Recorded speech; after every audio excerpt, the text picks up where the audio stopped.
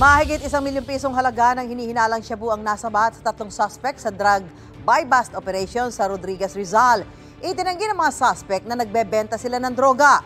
May unang balita si EJ Gomez.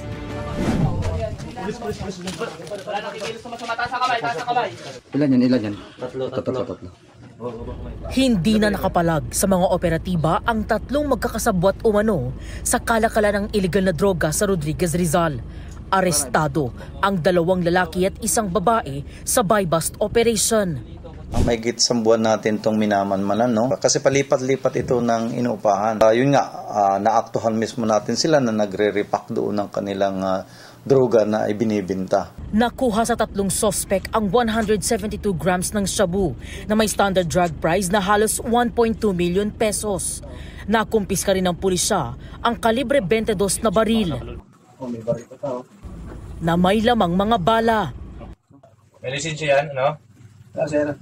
Target ng pulisya ang 47 anyos na high-value individual na si alias Didog na dati na raw nakulong sa Bilibid dahil sa illegal na droga. So itong babae kinakasama niya at yung isang lalaki, siya yung nagpaupa doon sa bahay na kasabwatan din niya sa pagbibinta ng droga. Itinanggi ni alias Didog ang paratang. Hindi po talaga totoo, ma'am. Pero yung lumay po, bago na po, ma'am. Depensa naman ng kanyang live-in partner at isa pang lalaking suspect na damay lang sila. So, totoo po ba na tulak kayo na illegal na droga? Ma'am, di po, ma'am. Nandun lang po kami man sa loob. May pumasok na lang po, ma'am. Oo. Tapos? Wala lang po, ma'am. Okay, ganyan na po nangyari. Palabas po kasi kami nung anak ko noon yung bag po na nabitbit ko, hindi ko naman po alam kung ano yung laman nun. Akala ko po kasi yung bag na nabitbit ko, bag ng anak ko. Yung pala yung laman nun, ganun pala.